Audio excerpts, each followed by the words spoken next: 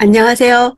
다윗에게로 사람들이 모여들기 시작합니다. 오늘 본문은 사무엘상 22장 1절에서 10절입니다. 1절. 다윗은 가드를 떠나 아둘람 동굴로 피신했습니다. 그의 형제들과 집안 사람들이 이 말을 듣고 다윗을 만나러 그곳으로 내려왔습니다. 아둘람은 가드 남동쪽 약 16km에 위치한 곳으로 당시로서는 사울의 통치권이 미치지 않는 안전한 장소였습니다. 이 지역에는 동굴들이 산지에 있어 게릴라들이 지내기에 적합한 은신처였고 충분한 물이 있어 이상적인 장소였습니다. 다윗이 아둘람으로 피한 것은 구속사적으로 의미가 있습니다. 창세기 38장에서 유다는 요셉을 미디안 상인들에게 팔아넘긴 후 잠시 아둘람 사람 히라와 함께 거한 적이 있습니다. 그곳에 거하는 동안 다말과 동침하여 예수님의 족보에 오르는 베레스와 세라를 낳습니다. 아둘람 사람 히라는 유다가 창녀에게 맡긴 담보물을 찾으러 가는 중요한 역할을 합니다. 이로부터 약 500년 후 여호수아가 가나안 땅을 지파별로 분배할 때 아둘람은 유다 지파에 할당되었습니다. 아둘람은 다윗의 왕위 등극 과정 제2기를 시작하는 장소가 됩니다. 2절. 그뿐 아니라 고통 속에 있는 사람들, 빚진 사람들, 현실에 불만을 품은 사람들이 그의 곁으로 모여들었습니다.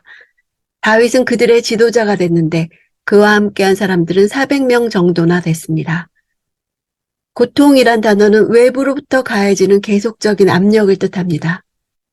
이들은 사울의 학정에 오랫동안 시달렸던 일반 백성들이거나 다윗을 추종한다는 이유로 사울한테 고통을 당한 정치인들로 추정할 수 있습니다.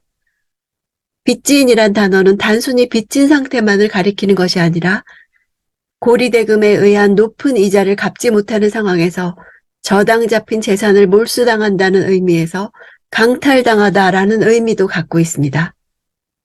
이들은 빚을 진 자뿐만 아니라 빚을 갚지 못하여 재산을 몰수당하거나 노예 신세로 전락하여 체주에게서 도망친 자들을 포함합니다. 현실의 불만을 품은으로 번역된 단어는 물이 쓴 것을 표현하는 마르 단어입니다. 이 명사가 사람의 마음에 사용될 때는 상실로 인해 고통스러운 상태나 새끼를 잃은 곰이 격분하는 것처럼 매우 분노한 상태를 가리킵니다. 즉 마르 네페시, 고통스럽고 분노한 마음을 가리킵니다. 결국 다윗에게 모여든 사람들은 육체적이며 외적인 고통, 물질적 어려움, 내적인 고통을 가진 사람들이었습니다.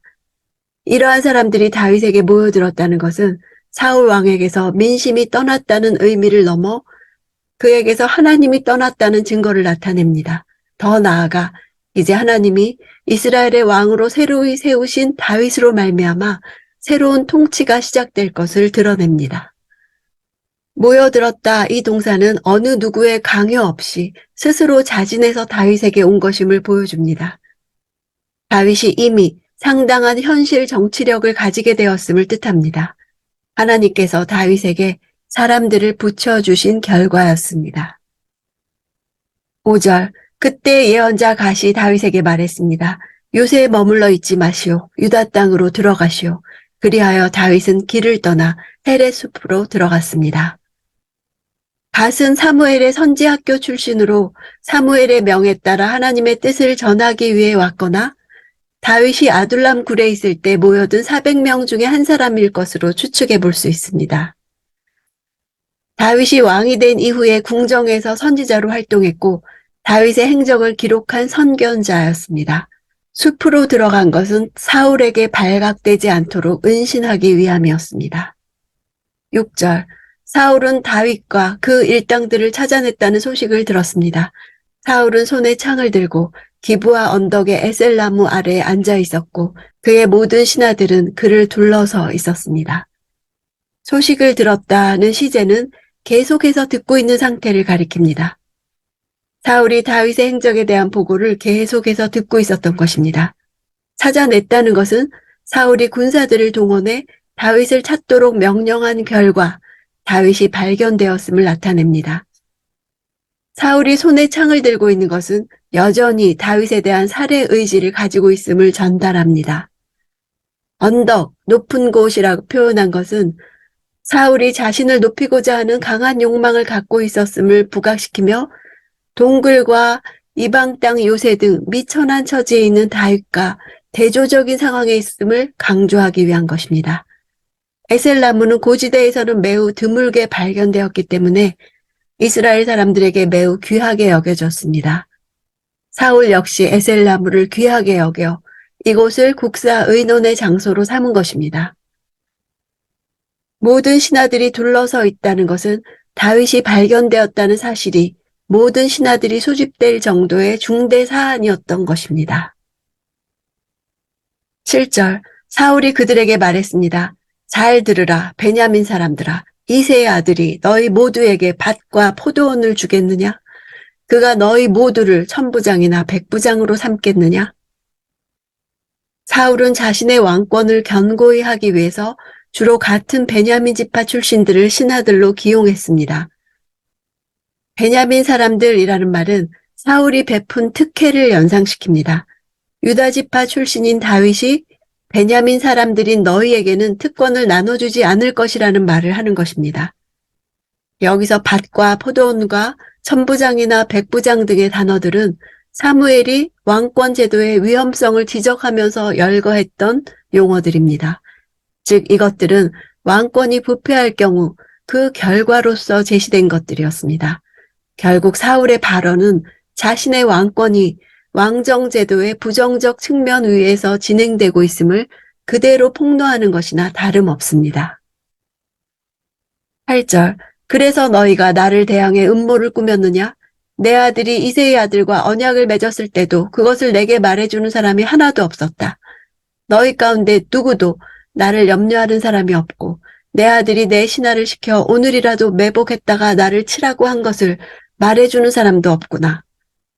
자신을 섬기기 위해 곁에 서 있는 신하들을 대항해라고 표현하며 음모를 꾸몄다고 해 모든 사람들을 적으로 몰아가는 사울의 왜곡된 심리 상태, 피해 망상을 나타냅니다. 요나단과 다윗 사이에 이루어진 언약은 평화의 언약이었음에도 불구하고 사울은 이 언약을 자신을 제거하고 다윗을 왕위에 앉히는 것과 관련된 역모로 해석했던 것입니다.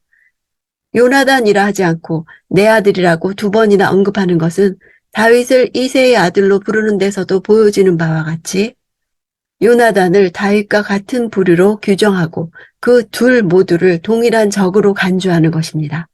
오늘이라도 라는 것은 다윗이 헤렛 숲에 있다가 부하들과 함께 발견된 자체가 매복하고 있다가 자신을 치기 위한 것으로 해석하고 있음을 나타냅니다.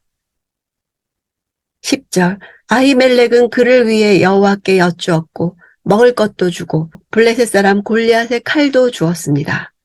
여호와께 여쭙다는 여호와로부터 계시를 받아주었다는 수거입니다. 다윗과 아히멜렉의 만남에서 아히멜렉이 다윗을 위해 여호와께 물었던 장면은 직접적으로 나오지 않으나 후에 아히멜렉이 사울 앞에서 이 사실을 인정했습니다.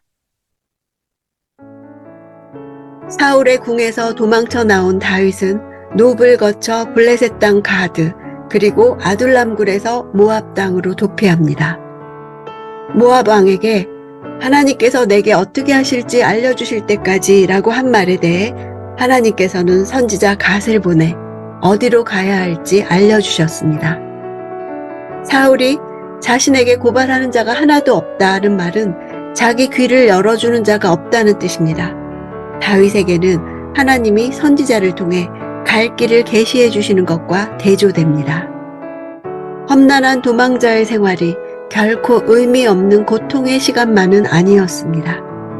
그는 이 연단의 시간을 통해 하나님과의 관계를 더 다져갈 수 있었고 더 깊어진 영성은 많은 시편을 남기게 했습니다. 광야에서 생활하는 가운데 왕의 면모를 하나씩 갖추어 갈 수 있었습니다. 의미 없는 고통의 시간은 없습니다.